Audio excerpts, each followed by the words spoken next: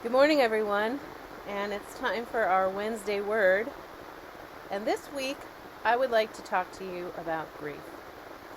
I know it's not a very pleasant subject and not one that we enjoy talking about usually, but we are in a period of time, Lent, where it is a serious time to think about things that may cause us some feelings of grief. And in addition, our reading coming up for this Sunday from the Gospel is the story of Jesus and his friend Lazarus and the raising of Lazarus from the dead. And that story has a profound mention of grief in it. And so I also have been experiencing some of my own personal grief feelings in the last week or so. And so I thought it would be a good thing to talk about for today. I was at my favorite bookstore, or one of my favorite bookstores. I know I always say my favorite bookstore for like every bookstore. And it's Newtonville Books in Newton Center. Even though it's called Newtonville Books, it's in Newton Center. And I found this amazing book there, and it's called What's Your Grief? And I do a lot of research on finding books to deal with grief. And this so far has been the best book that I have found. It's by Eleanor Haley and Lisa Williams. It looks like both of them are social workers and therapists.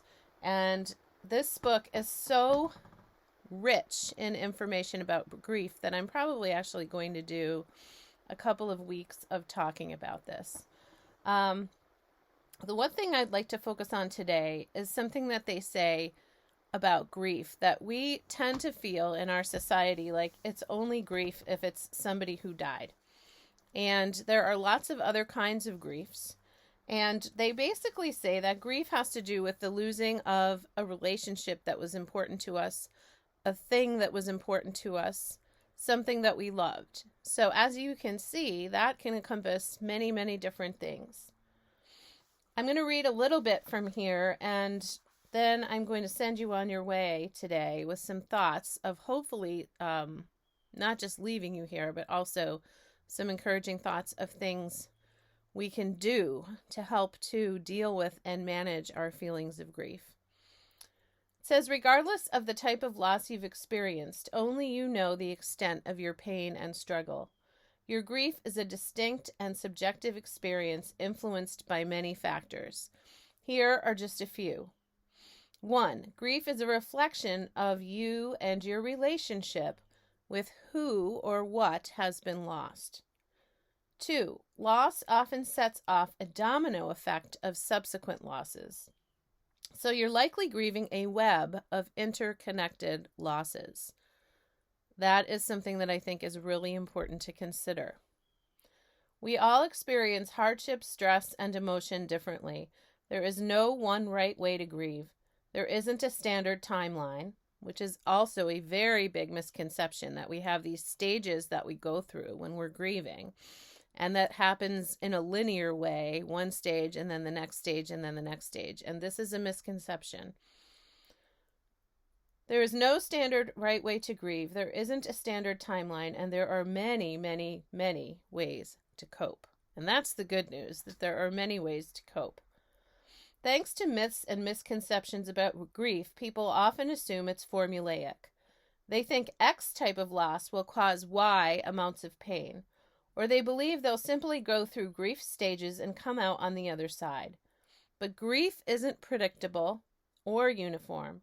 Instead, it's highly variable and individual. The individuality of grief makes it hard to understand, and people often feel thrown when their experience doesn't align with their expectation. It's common to wonder, is this normal or am I losing it? But most of the time, the answer to this question is, yes, you are normal. As the Holocaust survivor and psychiatrist Viktor Frankl wisely wrote in his 1946 book, Man's Search for Meaning, an abnormal reaction to an abnormal situation is normal behavior. I'll say that again. An abnormal reaction to an abnormal situation is normal behavior. So this book has so much in it about grief and types of grief and ways to manage grief and help in grief, get help in grief, help others in grief. So many important things in this book. But what I would like to talk today about is this book says, this chapter right here, 7 types of grief you should know but probably don't. And I'm just going to go through a few of them because some of these were new to me. I'm trying to keep these videos 10 minutes or less, so it's going to be a little bit packed in today. The first one is called anticipatory grief. If there's one type of grief people are familiar with beyond regular old grief, it's usually anticipatory grief. This is a term that was coined by the psychiatrist Eric Lindemann in the 1940s to describe the grief that begins before a loss. So this is when you are caring for the elderly parent with dementia, or when you have the family member with cancer, or with a terminal diagnosis, or when you are experiencing the end of something that you know is going to end but hasn't ended yet. And that's grieving something that you know is coming in the future. When your mind opens to the harsh reality that in the not too distant future a relationship is going to end, that you will have to sell your longtime home, or that a person is dying, you'll start to grieve aspects of the person or the loss. You begin grieving the future you assumed you would have.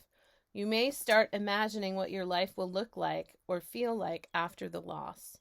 It is important to remember that anticipatory grief doesn't mean that you will grieve any less or that it will necessarily be easier. I hear that happen a lot. People will say, you know, I felt this way after caring for my mom who had dementia, and I cared for her for close to 20 years.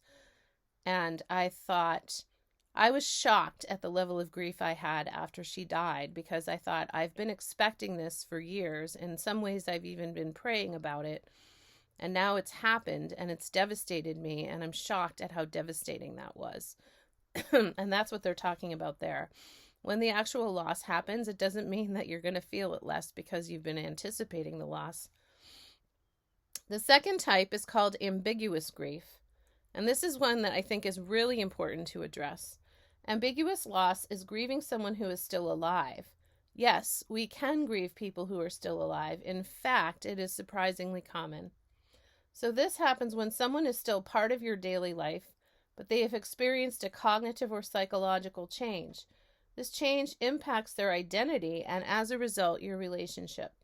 They are still physically present, but you grieve the loss of the person they used to be.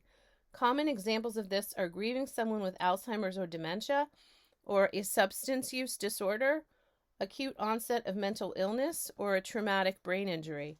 And we know all those events are very common in life, and we often don't acknowledge that that is a type of grief when the person that you are with changes fundamentally, either through a mental illness or through an addiction or through an injury.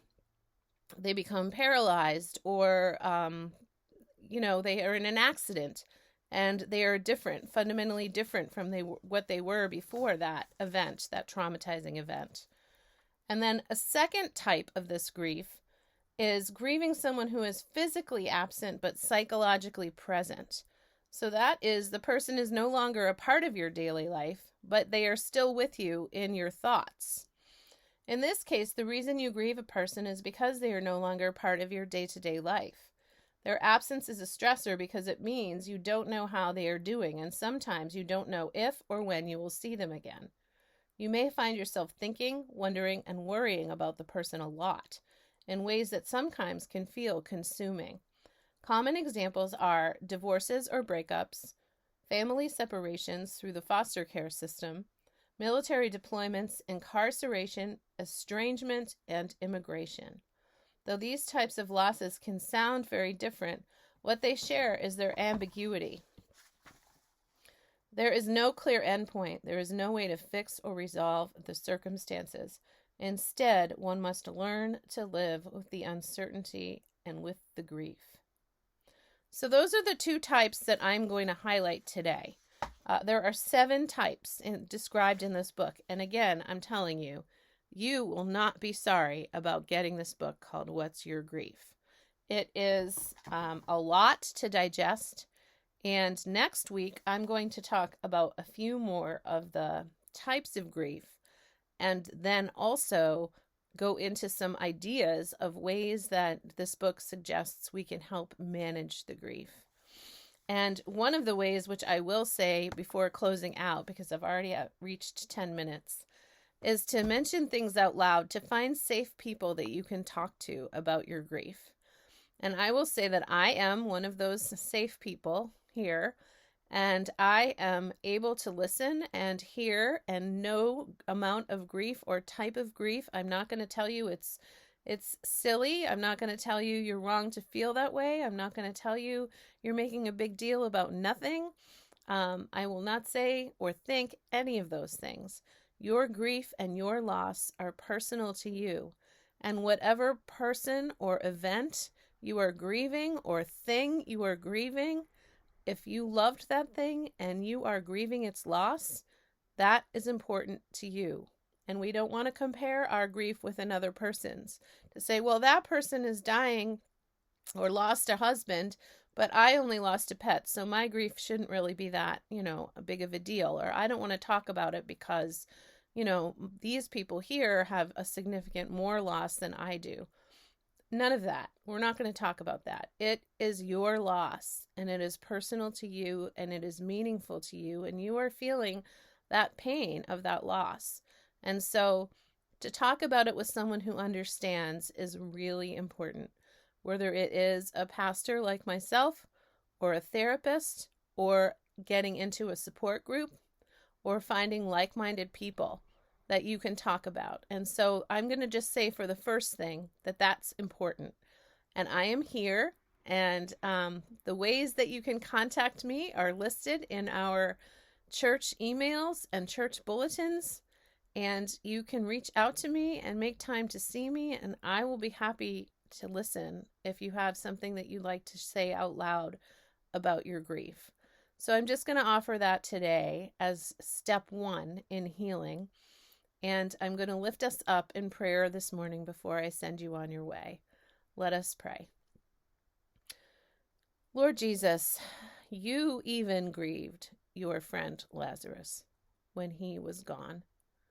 The Bible tells us that you wept over his death, and that you were moved by compassion for his family members that were grieving. And so we know that feeling grief is a normal and fundamental part of being human.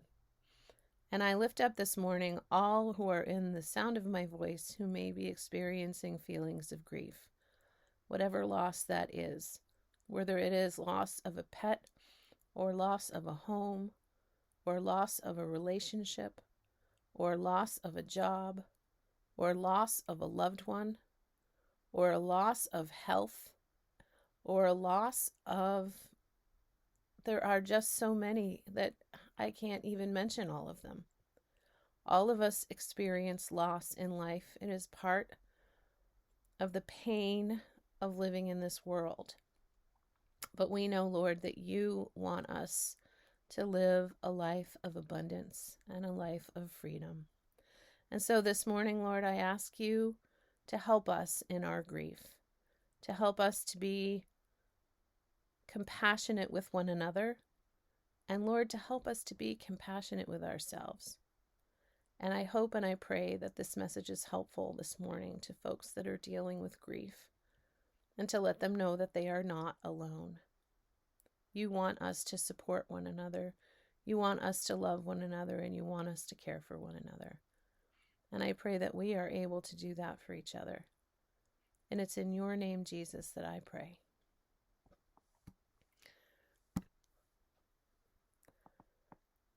I know this was a little bit of a heavy Wednesday word, but I hope and I pray that you will feel supported and comforted if you are grieving today, and that we would be able to walk through this together. Go and have a really good Wednesday. Take care.